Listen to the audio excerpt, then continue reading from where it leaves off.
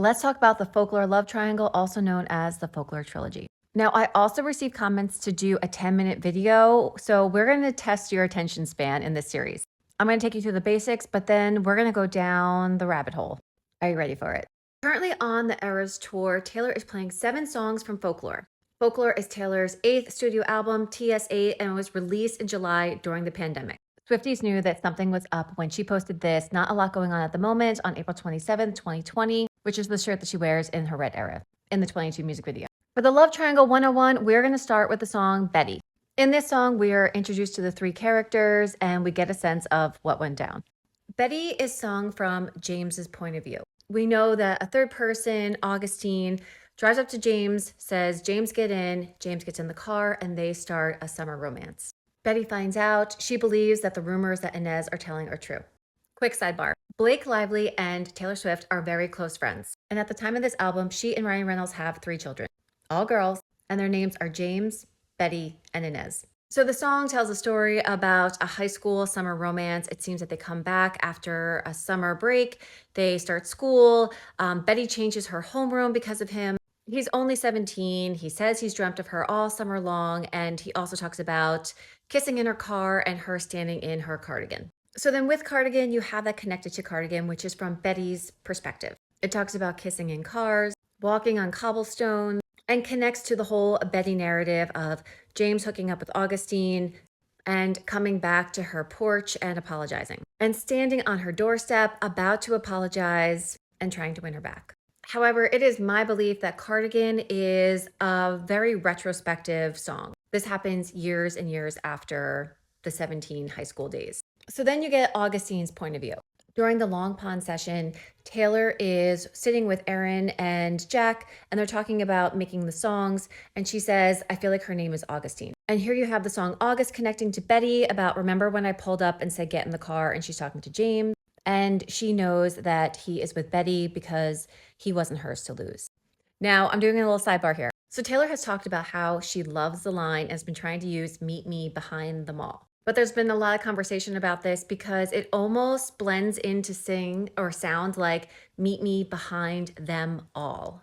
So that is the 101 on the trilogy. It's Betty, James, and Augustine are the ones having an affair. Remember, Inez was just a friend telling about the rumors, which tie back to the 3 songs, August, Betty, and Cardigan. August is Augustine telling us about the affair. Betty is James talking about the aftermath of what happened. And then Cardigan is from Betty's perspective many years later. So for some of us, it stops there, but there are also more theories that the entire album tells the story of Betty, James, and Augustine. So if you want to go down that rabbit hole, let's go. So there are some Swifties that can put the entire album and rearrange it into an entire story that would happen. Something else to keep in mind is the way that Taylor describes these albums. When Midnights was released, she talked about how this was her first autobiographical album in a while. And when she talks about Folklore and Evermore, she talks about it being storytell hour, story time, and her escape. That she developed these characters and she kind of got lost in their own love stories. So while I personally totally believe that, there is also a song in this album that I feel kind of bridges a little bit of Taylor's storytelling with her own personal experiences. And that's going to be at the end, my friends. So we're going to wrap it up there. Okay, let's get to another song that she's playing on tour.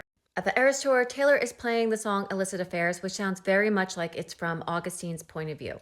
Augustine knows that James is with Betty, but he is seeing her, and the whole song kind of describes how she has to be invisible and to leave no trace, like she doesn't even exist. But you can tell that she's more in love with him. Then you have the song Exile, which I believe that we're going to see at the Eras Tour, but hopefully as a duet with Bon Iver. So this is from the perspective of James and Betty kind of hashing it out. In the song Betty, James says, "I know where it all went wrong. Your favorite song was playing at the far side of the gym, and I saw you dance with him." Justin sings, "I can see you stand there, honey, with your arms around his body." So the storytelling seems to be like this. I think something is going on with James, and he doesn't want to be in big crowds, so he does not want to go to these high school dances. Because he's not there, Betty ends up dancing with another boy. James sees this, he leaves, and then Augustine says, "Get in the car." And then the affair starts. Then once Betty finds out about it, she is seen dancing with that same boy. To which Justin starts singing in Exile. It took you 5 whole minutes to pack us up and leave me with it. And then Betty's responding that I'm not your problem anymore. And then they talk about how you're not my homeland anymore and he's in exile.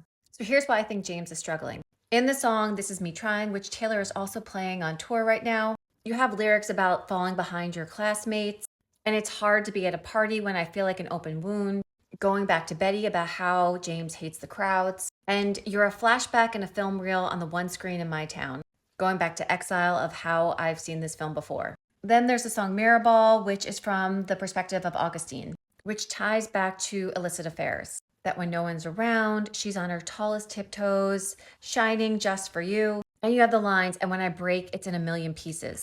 Going back to illicit affairs, where she says, for you, I would ruin myself a million little times. So she knows this is a toxic relationship, but she's still holding out for it. But wait, there's more. So while I think those songs kind of connect nicely to the whole trilogy love story, there are, again, as I mentioned, even deeper theories as to the whole storyline that happens. So you have the song Mad Woman, which could potentially be Betty's reaction learning about the affair. However, I'm just going to put my 2 cents in because Taylor is a huge, or was a huge, Game of Thrones fan. A lot of reputation is based on Sansa and Arya Stark. And Mad Woman ties very nicely to Daenerys Targaryen burning down all of King's Landing. So then you also have these theories that after everything went down, James then went to war, where you get all the war visuals in Epiphany. And then James eventually dies and Betty goes to his funeral and My Tears Ricochet is from his perspective as being dead.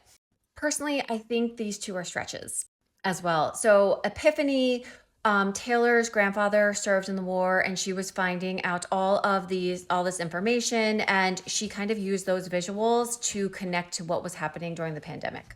And then My Tears Ricochet, which I believe is the first album that she wrote off Folklore, that ties really well into the whole owning her masters and the Taylor's version story. Okay, we still have a few more.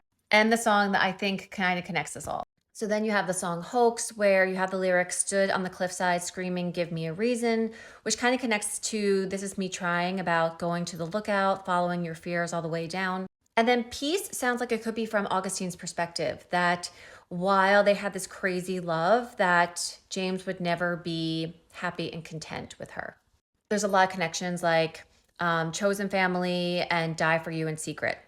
And then in Invisible String, it's almost that James and Betty eventually get together after everything that happens, but Invisible String can almost bring you into some songs in folklore. I mean, Evermore, like Champagne Problems and 'Tis the Damn Season. Okay, finally, the song that we did not talk about, The Last Great American Dynasty. And I know what you're going to say. You're like, Kelly, this is not about Taylor and Betty and James and Inez and Augustine.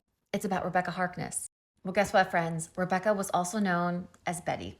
So yes, you could stop at the trilogy of this high school love, or it could be that the high school love happened, then James went to war, Augustine moved on, then he came back with Betty, then he died, and then Rebecca left and went to her salt box house on the coast.